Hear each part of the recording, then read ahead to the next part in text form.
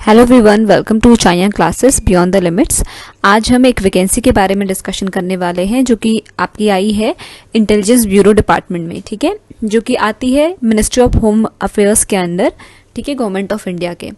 तो आपके जो आईबी में वैकेंसी आई है वो है सिक्योरिटी असिस्टेंट एग्जीक्यूटिव और MTS मल्टीटास्किंग स्टाफ जनरल, ठीक है। इसमें वैकेंसी आई है आपकी और बहुत सारी पोस्ट है, नंबर ऑफ पोस्ट बहुत सारी है, पे स्केल भी इसका बहुत अच्छा है, ठीक है। तो ओवरऑल एक अच्छी अपॉर्चुनिटी है, जो भी बच्चे तैयारी कर रहे हैं अभी अपकमिंग एग्जाम्स के लिए उनके लिए अच्छी अपॉर्चुनिटी है। पेपर भी बहुत टफ लेवल का नहीं आता है आईबी का, मतलब क्योंकि ये ACIO का पेपर नहीं है तो उतना टफ लेवल का पेपर नहीं आएगा। बहरहाल आईबी का पेपर जो कि बाहर मना होता है आईबी की तरफ से, तो आपको इसके मॉक्स जो मिलते हैं वो बच्चों के इंटेलिजेंस पे बेस्ड जो क्वेश्चंस रिमेंबर होते हैं उनके बेस पे जो आपको मॉक्स मिलते हैं वो मिल जाएंगे। और पिछले साल का पेपर अब आ गया होगा तो मिल जाएगा, ठीक है। अगर 2-3 दिन में इसका पेपर अगर होता है 2 शिफ्ट में या 3 शिफ्ट में तो उस टाइम पेपर तुरंत आउट नहीं किया जाता है, ठीक है। तो चलिए देखते हैं अभी इसके वैकेंसी के बारे में। देखिए लिखा हुआ है, online applications are invited from Indian nationals for direct recruitment to the post of security assistant executive and multitasking staff general in the following subsidiary intelligence bureau, जो कि आती है मिनिस्ट्री ऑफ होम अफेयर्स के under government of India के, ठीक है। अब देखिए यहाँ पे बहुत सारी पोस्टें हैं जो बहुत सारे जगहों पे निकली हुई हैं, ठीक है। अगरतला, अहमदाबाद, हर जगह किस किस डिपार्टमेंट की पोस्टें निकली हैं। तो जैसे कि आप देख सकते हैं यहाँ पे देखिए आप अगरतला में हम देखें तो ऐसे की जो है वो 7 UR है, ठीक है। OBC की वैकेंसी नहीं है, SC की 1 है, ST की 5 है, EWS की 1, टोटल 14 वैकेंसी अगरतला में है, ठीक है। SA की 2 है, MTS की, ऐसे करके बहुत सारे रिक्रूटमेंट्स हो रहे हैं। अगर यूपी के बच्चों देखें तो लखनऊ में देखिए 19 SA की है, 2 MTS की है जनरल, OBC 13, एक, तो टोटल देखिए यूपी में vacancy number of vacancy SA की बहुत है, ठीक है। MTS की 3 है बट ऐसे की आप देखिए 48 वैकेंसीज हैं, ठीक है।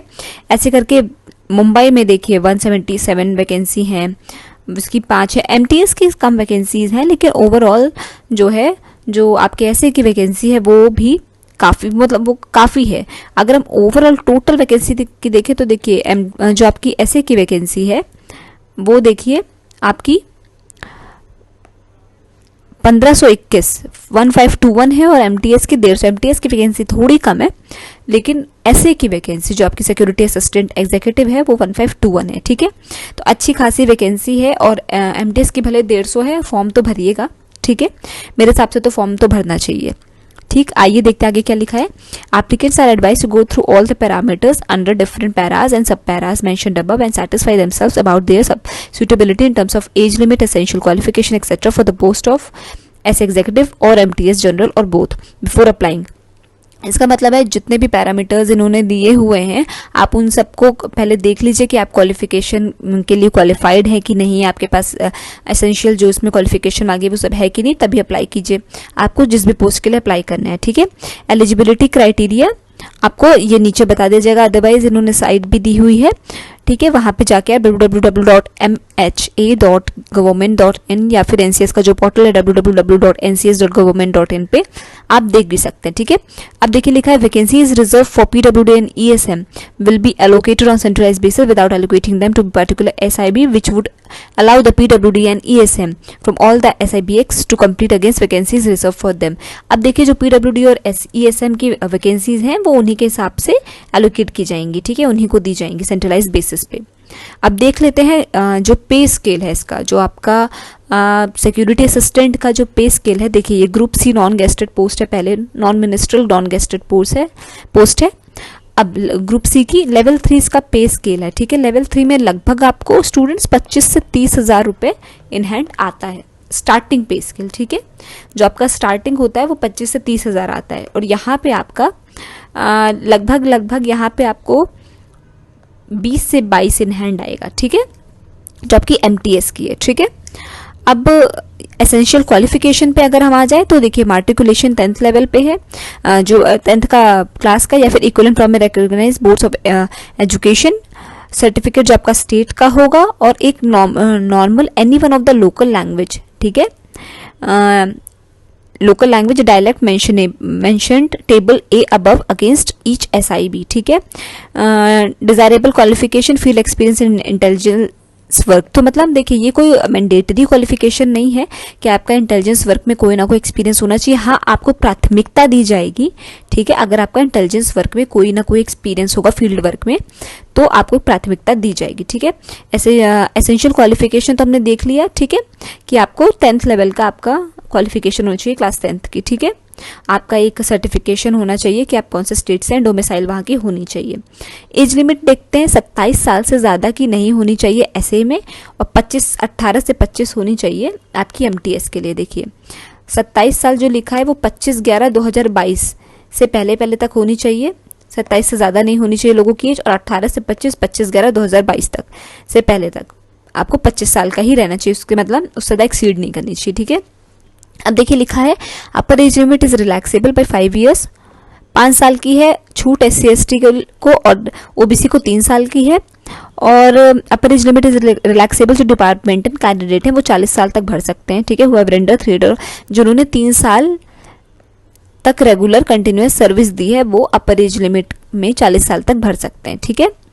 This relaxation is applicable only to central government civilians employee holding civil post and not applicable to personal working in PSUs या फिर किसी अधिक बॉडी में। तो जो सिविलियन सेंट्रल गवर्नमेंट के अधिकारी हैं वही जो है 40 साल तक एज वाले क्राइटेरिया में को फॉलो कर सकते हैं, और कोई जो PSU में काम कर रहा हो या अदर ऑटोनोमस बॉडीज़ में काम कर रहा हो वो नहीं इसको क्वालिफाई कर पाएंगे, मतलब उनको ये उपलब्धता नहीं दी गई है जो 40 साल एज तक भरा जा सके, ठीक है।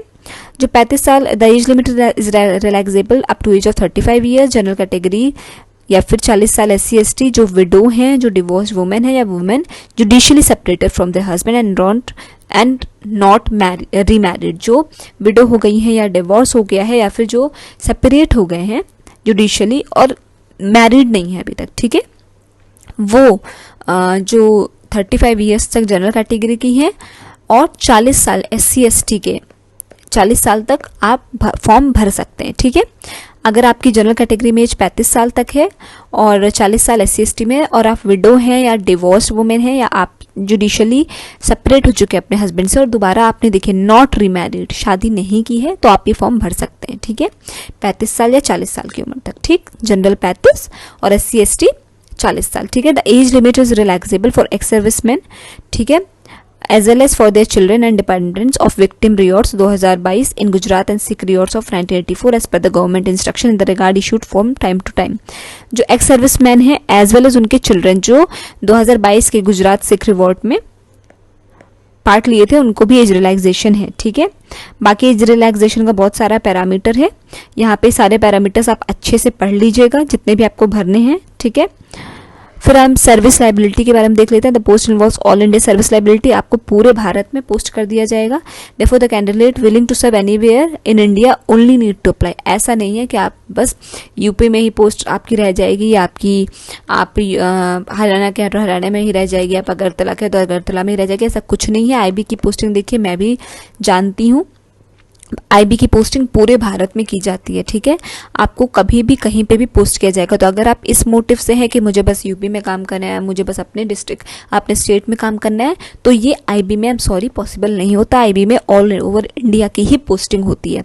देखिए सिक्योरिटी लेवल है, आप इंटेलिजेंस ब्यूरो ऑफ इंडिया में काम करेंगे, आप देश के इंटेलिजेंस ऑफ ब्यूरो डिपार्टमेंट में काम करेंगे तो आपको ऑल ओवर इंडिया में ही पोस्टिंग दी जाएगी, ठीक है। अब हम आ जाते हैं इसके एग्जाम में, ठीक है। जो टीयर 1 होगा वो होगा आपका 100 मार्क्स का 1 घंटे का। क्या क्या आने वाला है, ऑनलाइन एग्जामिनेशन होगा। देखिए ऑब्जेक्टिव MCQ पार्ट में टाइप में 5 पार्ट में डिवाइड होगा, हर पार्ट में 20 क्वेश्चन होगा, हर क्वेश्चन 1 नंबर का होगा, ठीक है। क्या क्या आएगा, पहले में general awareness, quantitative aptitude, numerical and वही रीजनिंग आ गया, फिर आपका इंग्लिश लैंग्वेज आ गया, फिर जनरल स्टडीज। नेगेटिव यहाँ देखिए 1/4 नेगेटिव मार्किंग है, मतलब आपकी 1/4 नेगेटिव मार्किंग है, ठीक है। तो ऐसा नहीं है कि नेगेटिव नहीं है, ठीक है। Tier 2 offline descriptive paper. अब देखिए जो बच्चे टीयर 1 क्वालिफाई करेंगे वही टीयर 2 दे पाएंगे, ठीक है। Tier 2 offline exam of descriptive type, translation of passage 500 words के फ्रॉम लोकल डायलेक्ट, या फिर जो आपका इंग्लिश में होगा, ठीक है।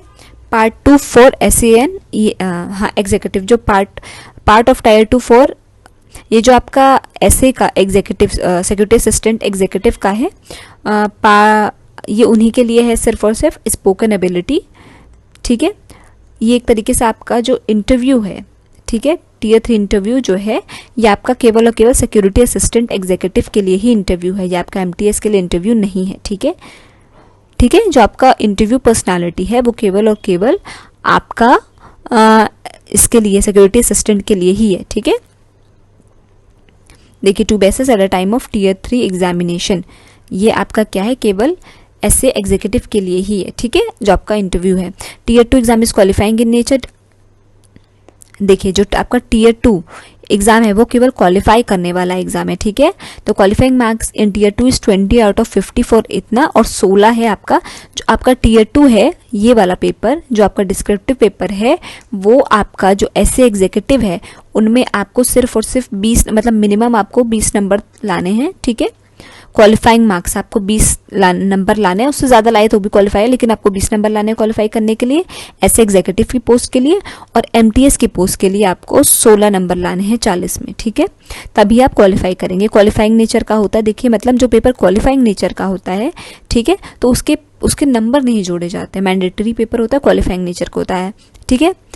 Application should be submitted, online basis पे एप्लीकेशन सबमिट होगा, ठीक है, किसी अदर मोड से सबमिट नहीं होगा। The application portal will be operational from 5/11/2022 से 25, देखिए 5 से लेके 25 नवंबर तक ये आपका ऑनलाइन एप्लीकेशन सबमिशन होगा। रजिस्ट्रेशन उसके डन प्रेयर टू 5 इतना, उसके बाद अगर आप 25 तारीख के बाद कोई भी रजिस्ट्रेशन करते हैं तो आपकी एक्सेप्ट नहीं की जाएगी, ठीक है। फीस की बात कर लेते हैं हम आके, जो कि एक बहुत इंपॉर्टेंट मुद्दा है। फीस आपकी it is in 2 components. Examination fees आपकी 50 रुपये है, रिक्रूटमेंट की फीस आपके 450 रुपये है, तो ठीक है, लगभग आपकी जो है 500 रुपये फीस है, ठीक है।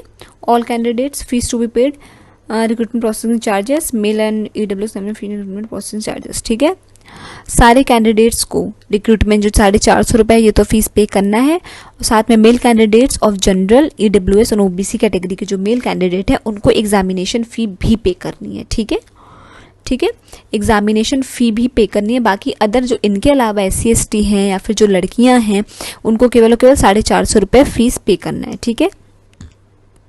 फीस आप किसी भी तरीके से पे कर सकते हैं, बैंकिंग चार्जेस एप्लीकेबल, ठीक है, आप किसी भी तरीके से फीस पे कर सकते हैं। तो ये मोटा मोटी आपका जो नोटिफिकेशन आया है IB का, इसका हमने रिव्यू कर लिया है। बाकी इसमें कोई अपडेट आएगा या किसी भी तरीके का डाउट होगा तो आप मुझे ज़रूर कमेंट करके बताइएगा। मैं उसमें कुछ छूट गया होगा तो मैं फिर से आपको नोटिफिकेशन पढ़ के दोबारा से बता दूंगी, ठीक है। ये आपका फॉर्म आया है और देखिए ज़रूर भरिए, पेपर ऐसा कोई टफ नहीं होने वाला है। जो नॉर्मल आपकी तैयारी होती है SSC या अदर गवर्नमेंट सर्विसेज के लिए वैसी ही सेम तैयारी होगी, बस आपको थोड़ा सा अब करंट अफेयर्स पे थोड़ा ज़्यादा ध्यान देना होगा, ठीक है। मैथ्स रीजनिंग सारे टॉपिक्स आ रहे हैं इसमें, तो सभी कुछ इंपॉर्टेंट है। देखिए जनरल अवेयरनेस का सेक्शन GS के सेक्शन से अलग है, तो तभी मैंने कहा कि अब आपको करंट अफेयर्स पे ज़्यादा ध्यान देना होगा, ठीक है। तो आई होप आपको ये वीडियो सही समझ में आया होगा, सही लगा होगा। तो अगर आपको वीडियो सही समझ में आया हो और किसी भी तरीके का आपको डाउट हो तो प्लीज़ कमेंट करके बताइएगा। और अगर आपने अभी तक हमारे चैनल को लाइक शेयर सब्सक्राइब नहीं किया है तो प्लीज़ करिए, बेल बटन को प्रेस करना ना भूलिए। Thank you so much for watching.